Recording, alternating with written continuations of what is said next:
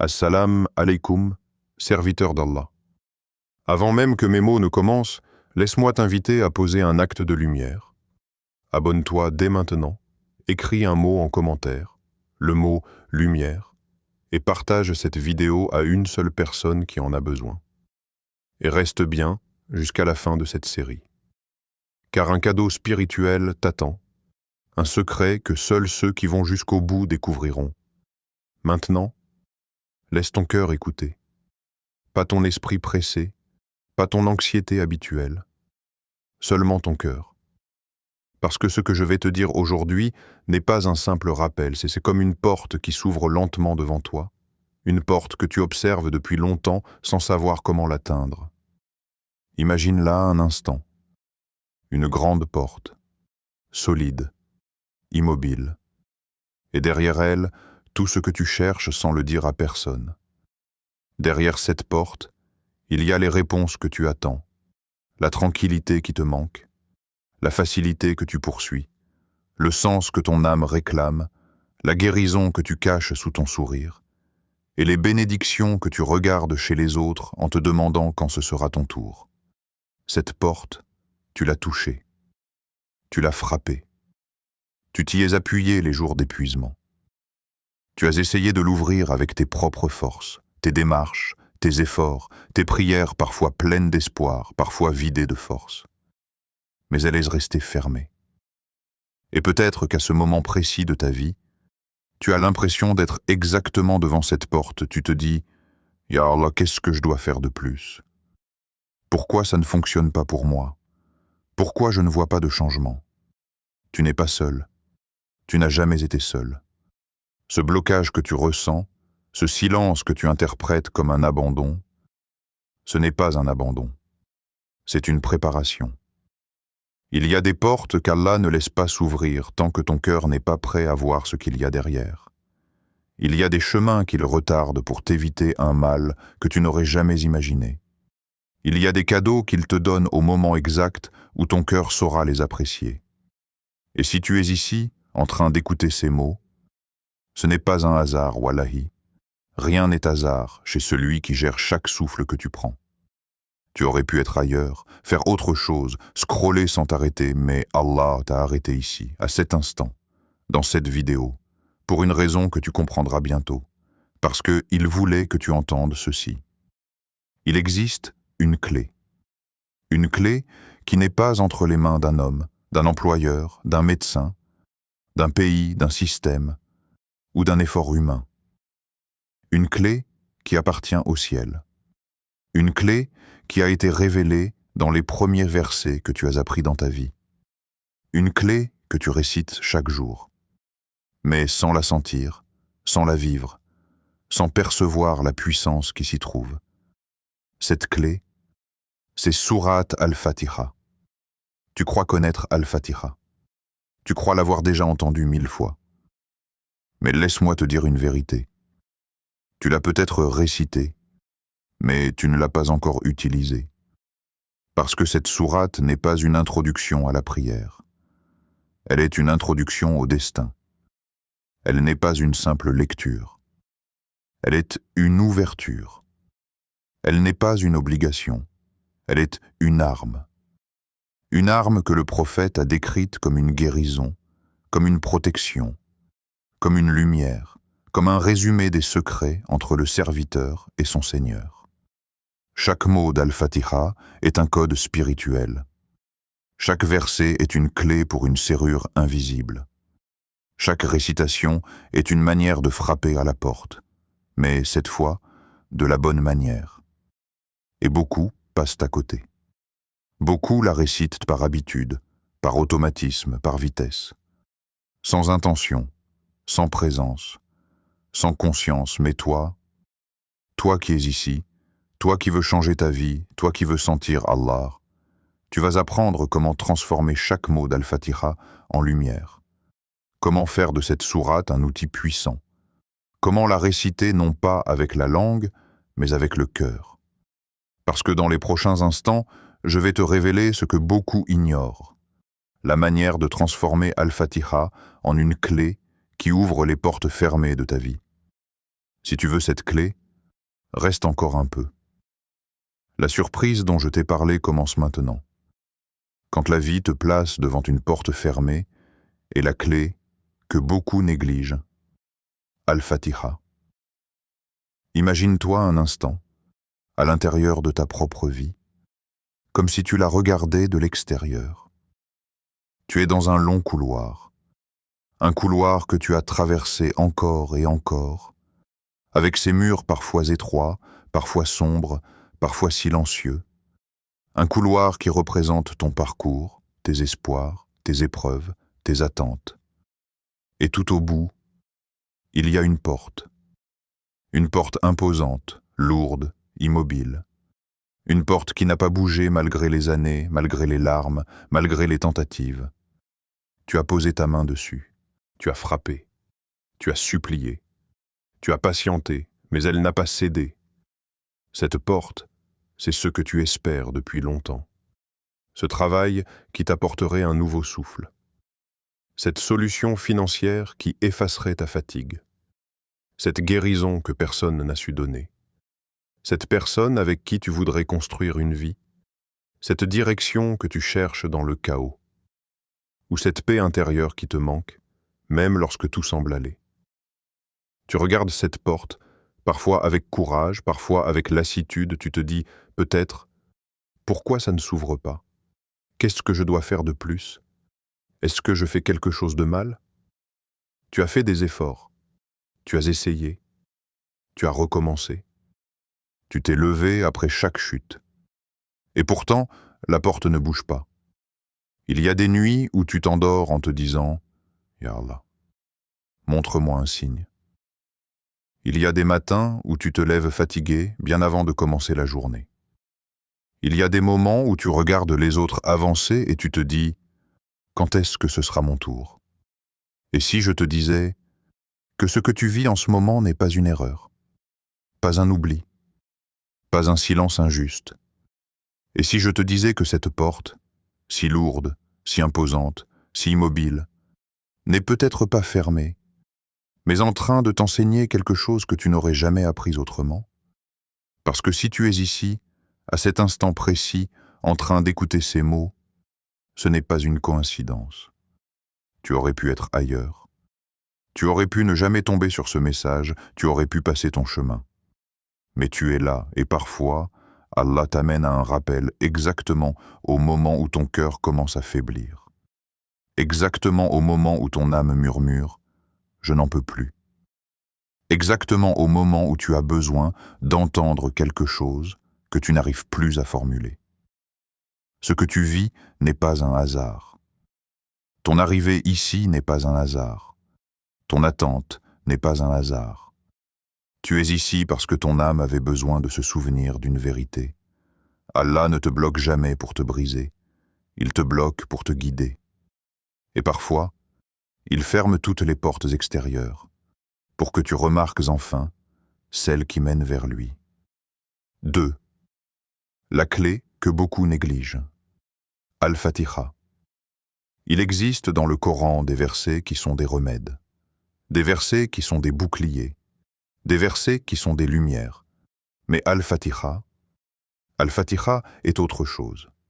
Elle n'est pas seulement une sourate, elle est une ouverture, une clé, une fondation. Un résumé de toute la relation entre toi et Allah, elle est la mère du livre. Un secret que beaucoup récitent, mais que peu comprennent vraiment. Tu la récites tous les jours, plusieurs fois par jour, peut-être mécaniquement, peut-être sans y penser, peut-être avec la langue, mais pas avec le cœur. Mais arrête-toi un instant. Imagine que cette sourate n'est pas un simple passage obligatoire dans la prière, mais une porte, une vraie, une porte lumineuse que tu traverses à chaque fois que tu la récites avec conscience. Elle n'est pas juste une introduction, elle est un dialogue, un échange réel entre toi et ton Seigneur. Lorsque tu dis « Alhamdulillahi Rabbil Alamin », tu n'es pas en train de réciter, tu es en train de remercier celui qui gère les galaxies, les océans, mais aussi tes larmes et tes silences. Lorsque tu dis Ar-Rahman, Ar-Rahim, tu te rappelles que tu t'adresses à celui dont la miséricorde dépasse l'univers entier, celui qui te pardonne avant même que tu ne demandes pardon, celui qui sait tes faiblesses et t'aime malgré elles. Lorsque tu dis Maliki Yaoumiddin, tu te rappelles que ce monde n'a aucun contrôle sur ton destin. Pas les gens, pas les situations, pas les délais, seulement Allah. Lorsque tu dis Iyyaka na'budu wa iyyaka nasta'in, tu fais un pacte, un engagement. Tu dis à Allah, je me tourne vers toi, et toi seul peux m'aider. Et lorsque tu dis Ihdina siratal mustaqim, tu ne demandes pas une simple guidance, tu demandes la route qui mène à la paix, la route qui mène à la facilité, la route qui mène à l'ouverture de ta porte fermée. Al-Fatiha est une sourate que toute ta vie tu vas réciter, mais la réciter avec intention. Ce n'est pas la même chose que la réciter par habitude. Par habitude, elle apaise un peu. Avec intention, elle ouvre. Par habitude, elle nettoie légèrement. Avec intention, elle guérit. Par habitude, elle se dit.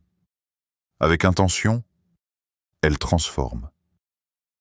Et si tu veux savoir pourquoi certains voient des miracles après avoir récité Al-Fatiha, c'est parce qu'ils ne la récitent pas comme un devoir. Ils la récitent comme une clé qui ouvre les cœurs, une clé qui ouvre les chemins, une clé qui ouvre la paix intérieure, une clé qui ouvre des portes là où plus personne ne voyait d'issue. Al-Fatiha est la sourate de l'ouverture, de toutes les ouvertures. Ton cœur, ton esprit, ton âme, ton destin. Et si tu es ici, c'est peut-être parce qu'Allah veut te rappeler que tu possèdes déjà la clé que tu cherches. Tu l'as toujours eue. Elle est dans ta prière. Elle est dans ta langue. Elle est dans ton cœur. Il ne te manque qu'une seule chose.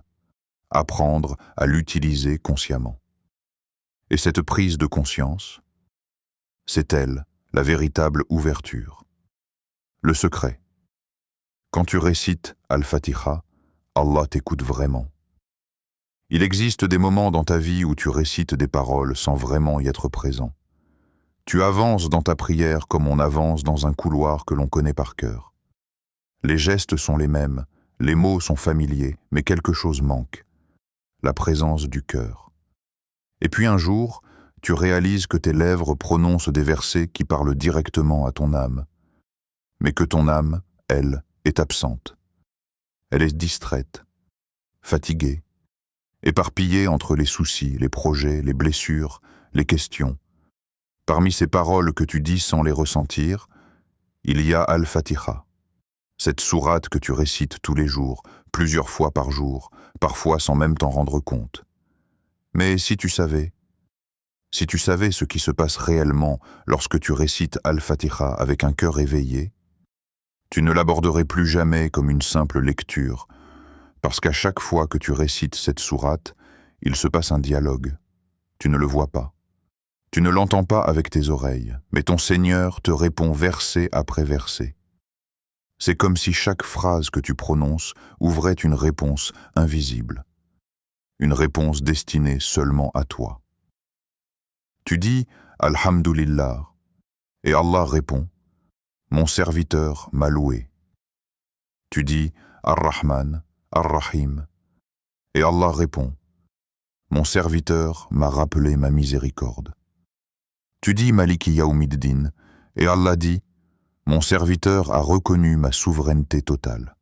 Tu dis Iyyaka na'budu wa iyyaka nasta'in, et Allah dit, ceci est entre moi et mon serviteur, et à mon serviteur, j'accorde ce qu'il demande. Et quand tu dis Ihdina siratal mustaqim, Allah répond, ceci appartient à mon serviteur, et je lui accorde ce qu'il demande.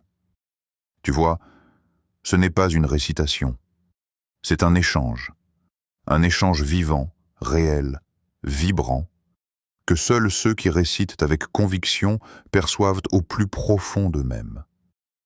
Mais pour sentir cet échange, il faut réapprendre à parler, pas avec la langue, avec le cœur, Parce que tu peux prononcer la sourate entière en quelques secondes, ou tu peux la prononcer comme si tu ouvrais les portes de ton âme une par une, comme si tu étais assis devant Allah, humble, fragile, conscient qu'il écoute chacun de tes mots. Ne récite plus Al-Fatiha comme une routine, ne la laisse plus devenir automatique, vide, mécanique. Elle n'a jamais été créée pour cela. Elle a été révélée comme un chemin vers la guérison, le soulagement, la clarté, le pardon. Chaque verset est un médicament. Chaque mot est une lumière. Chaque respiration est une porte qui s'ouvre. Mais cela demande une seule chose, une seule. Et c'est peut-être la plus difficile, la conviction. Pas la conviction comme un concept religieux, la conviction comme quelque chose qui vit dans tes os, dans ta poitrine, dans ta respiration. La conviction comme un état où tu sais qu'Allah est capable de tout. Pas seulement intellectuellement, mais profondément. La conviction que si Allah veut, il dit « sois » et la chose existe. La conviction que même ce qui semblait impossible devient simple entre ses mains. La conviction que même ce qui te dépasse ne le dépasse pas. La conviction que rien, absolument rien, n'échappe à son pouvoir. C'est cette conviction qui transforme une récitation ordinaire en une supplication qui bouleverse les cieux. Et pourtant, combien d'entre nous récitent sans conviction? Combien d'entre nous demandent comme si Allah ne pouvait peut-être pas? Combien d'entre nous espèrent timidement au lieu de demander avec certitude? Laisse-moi te poser une question. Pourquoi donnes-tu à ta peur plus de croyance que tu n'en donnes au pouvoir d'Allah? Tu crois que ta situation est trop compliquée. Tu crois que ton passé est trop lourd. Tu crois que ton avenir est trop bloqué. Tu crois que ton cœur est trop fatigué. Tu crois que ta vie ne peut plus changer. Mais pourquoi ces choses-là auraient-elles plus de pouvoir que ton Créateur? Regarde un enfant. Quand un enfant demande quelque chose à son père, il ne demande pas comme quelqu'un qui doute. Il demande comme quelqu'un qui sait que son père peut lui offrir ce qu'il demande. Peut-être pas tout de suite, peut-être pas comme il l'imagine, mais il sait que son père peut. Il n'a pas de théologie élaborée. Il n'a pas de réflexion complexe. Il a juste quelque chose de simple, de pur, la confiance. Et toi, serviteur d'Allah, crois-tu moins que cet enfant? Crois-tu qu'Allah est moins capable qu'un parent? Crois-tu que celui qui t'a créé ne peut pas te sauver? Crois-tu que celui qui a écrit ta destinée ne peut pas la réécrire? Crois-tu que celui qui donne la vie ne peut pas donner un chemin, une solution, une paix? Cette sourate t'appelle à faire un acte de foi. Pas un acte théorique, pas un acte verbal, pas un acte rituel, un acte intérieur. Quand tu récites Al-Fatiha, tu es en train de dire à Allah, « Ya Rabbi, j'ai confiance en toi plus qu'en mes peurs, plus qu'en mes calculs, plus qu'en mes blessures, plus qu'en mes doutes, plus qu'en la réalité que je vois. » Et c'est là que la magie opère. C'est là que les portes commencent à vibrer. C'est là que les chemins se dessinent. C'est là que les cieux s'ouvrent. C'est là que les anges écrivent une nouvelle page dans ta vie, car Allah n'écoute pas seulement ta langue. Il écoute ton cœur, ton intention, ton état intérieur, ce que tu crois réellement. Lorsque ta langue récite Al-Fatiha et que ton cœur, lui, croit profondément en l'exaucement, alors tu ne récites plus une sourate, tu prononces une invocation qui secoue l'invisible. Et si tu veux savoir pourquoi certains voient leur vie changer après avoir récité Al-Fatiha, tandis que d'autres ne voient rien, la réponse se trouve ici. Ce n'est pas la récitation qui fait tout, c'est la conviction qui l'accompagne. Tu peux réciter sans croire, mais tu ne peux pas croire sans être écouté. Parce qu'Allah ne rejette jamais un cœur sincère, jamais. Et si tu es ici, c'est que ton cœur te dit « Je suis prêt à croire à nouveau. Je suis prêt à demander à nouveau. Je suis prêt à espérer à nouveau. » Et cela, c'est déjà le début de l'exaucement. Une méthode sur 7 jours pour les cœurs sincères. Il y a des moments dans la vie où tu cherches quelque chose de concret.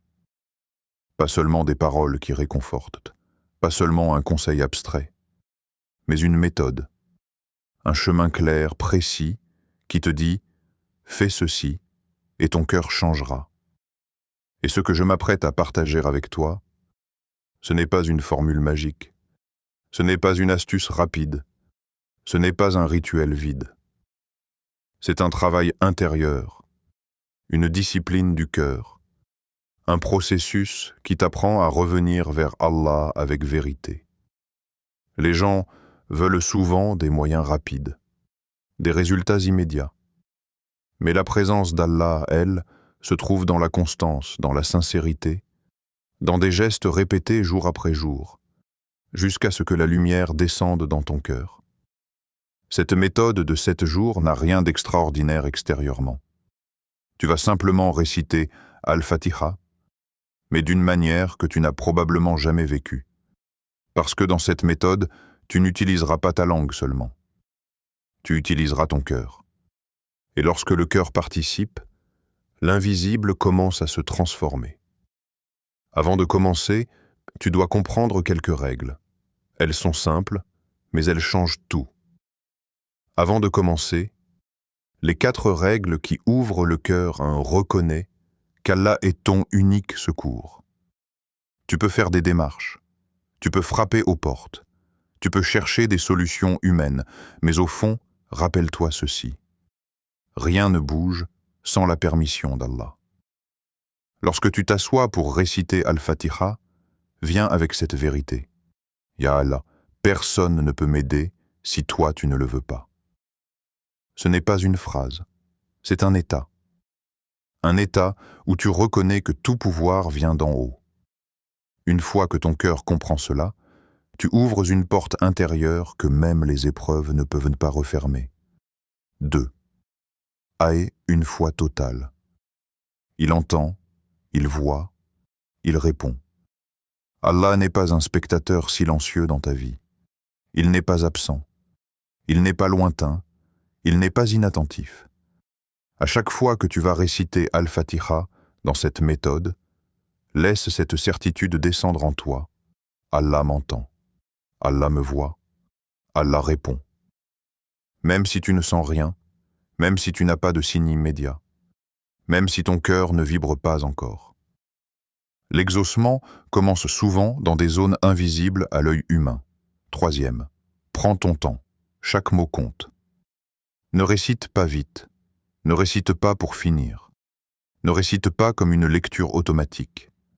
Al-Fatiha est une clé, et une clé ne fonctionne que si tu l'insères doucement dans la serrure. Prendre ton temps, c'est dire à ton cœur, voici un moment sacré, voici un moment pour toi. Voici un moment pour Allah. C'est dans la lenteur que les versets te traversent, que les mots te touchent, que la présence d'Allah t'enveloppe. 4e. Laisse ton cœur ressentir ce que ta langue récite. Ne fais pas de cette méthode une simple récitation. Fais-en une présence, une intention, un retour. Si une phrase te fait de l'effet, reste dessus. Si un mot te touche, répète-le dans ton cœur. Si un verset t'émeut, laisse la larme couler. Il n'y a pas de bonne manière ou de mauvaise manière. Il y a seulement toi et Allah. C'est dans ce silence intérieur que tout commence. Maintenant, commence la méthode des 7 jours. Tu vas diviser ta journée en 4 moments. Ce ne sont pas des obligations, ce sont des respirations spirituelles. Des pauses où tu te reconnectes doucement à ton Créateur. Cette méthode n'est pas difficile. Ce qui est difficile, c'est d'être présent. Mais si tu y parviens, même à moitié, même imparfaitement, tu verras une paix descendre dans ta vie. 1. Après Salat al-Fajr, le moment où l'âme est la plus pure, juste après Fajr, quand le monde est encore silencieux, quand le cœur est encore léger, que les soucis n'ont pas encore envahi ton esprit. Assieds-toi calmement. Ne te précipite pas vers ton téléphone. Ne quitte pas encore cet état de paix. Reste là, quelques minutes. Puis, récite Al-Fatiha 3 fois. Lentement, très lentement. Comme si tu voulais goûter chaque mot. Comme si chaque verset était une gorgée d'eau fraîche au matin. Après chaque récitation, demande une seule chose. Pas plus. Pas une liste. Pas un catalogue. Une seule demande. Quelque chose de clair, de précis, même simple. Ya Allah, ouvre pour moi une porte. Ya Allah, guéris mon cœur. Ya Allah, facilite ma situation. Ya Allah, pardonne-moi. Tu n'as pas besoin de phrases compliquées. Parle comme un serviteur. Parle comme un enfant.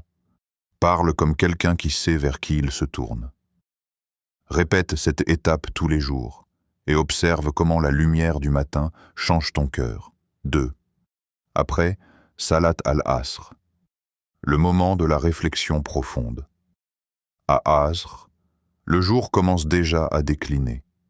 L'énergie diminue, les esprits se dispersent, les soucis refont surface.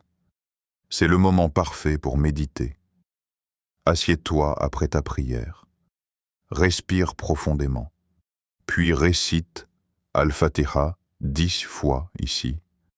Tu ne cherches pas la lenteur absolue, mais la présence. Tu médites sur les mots. Tu réfléchis à leur sens. Tu les fais descendre dans ton esprit. Lorsque tu dis « Iyyaka na'budu wa iyyaka nasta'in », tu n'es pas en train de lire. Tu affirmes « Ya Allah, sans toi je ne peux rien ». Après les 10 récitations, lève tes mains et fais une invocation longue, fluide, sans t'arrêter, sans réfléchir à ce que tu vas dire, sans chercher des phrases parfaites. Parle comme si Allah était en face de toi, écoutant chaque mot, chaque souffle, chaque silence. Ne retiens rien dans ton cœur. Dis-lui ce que tu crains. Dis-lui ce que tu veux. Dis-lui ce que tu ne comprends pas. Dis-lui ce que tu n'arrives pas à pardonner. Laisse sortir. Tout, comme une rivière qui nettoie ce qu'elle traverse. C'est souvent à ce moment-là que les larmes coulent. Et c'est normal. C'est même un signe que ton cœur se réveille. 3. Après Salat al-Maghrib, le moment où les cieux s'ouvrent. Après Maghrib, lorsque la nuit tombe et que la journée se termine, c'est le moment du retour vers Allah. Le moment où ton cœur redescend, où les masques tombent, où les priorités se clarifient. Récite Al-Fatiha 5 fois. Mais ici, fais quelque chose d'unique. Imagine que ta demande est déjà dans les mains d'Allah. Imagine qu'elle a été acceptée, que le décret vient d'être écrit, que la réponse descend doucement vers ta vie, à son rythme. Ressens la paix que tu aurais si Allah te disait « c'est accordé ». Laisse cette paix s'installer dans ta poitrine, laisse-la t'envelopper, puis dis simplement « Ô Allah, accorde-moi ce bien s'il est bon pour ma vie d'ici-bas et de l'au-delà ». Tu ne cherches pas à forcer, tu t'abandonnes, tu offres, tu déposes. Ce moment est doux, ne le brusque pas. 4. Avant de dormir, le moment de l'abandon total quand le monde se tait, quand les écrans s'éteignent, quand ton âme devient vulnérable, c'est là que tout se joue. Dans l'obscurité de ta chambre, assis ou allongé, récite Al-Fatiha 3 fois. Ne parle à personne, ne regarde rien, juste sois là. Chaque récitation, vois-la comme un dépôt dans les mains d'Allah. Comme si tu lui donnais ta fatigue, comme si tu lui confiais ton cœur. Comme si tu lui disais « Je ne peux plus, mais toi, tu peux ». Après les 3 récitations, reste immobile quelques secondes. Ne demande rien. Ne dis rien. Reste juste conscient d'une seule chose. Allah te voit dans ce silence. Il te garde. Il te protège. Il veille sur toi pendant que tu dors. Et c'est ainsi que la nuit devient un acte d'adoration silencieux. Ce qui va changer dans ta vie, lorsque tu commences un acte avec sincérité, il y a toujours un moment où quelque chose change. Ce n'est pas toujours visible, Ce n'est pas toujours spectaculaire, mais c'est réel, profond, presque imperceptible, comme une brise qui passe et que ton âme seule remarque. Cette méthode que tu viens de découvrir, ce rituel de 7 jours, ce retour vers Allah à travers Al-Fatiha, n'est pas construite pour t'impressionner, elle est construite pour te transformer. Et quand un cœur se transforme, la vie autour de lui change avec lui.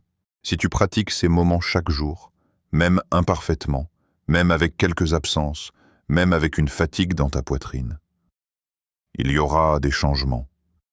Pas des promesses humaines, pas des illusions motivantes.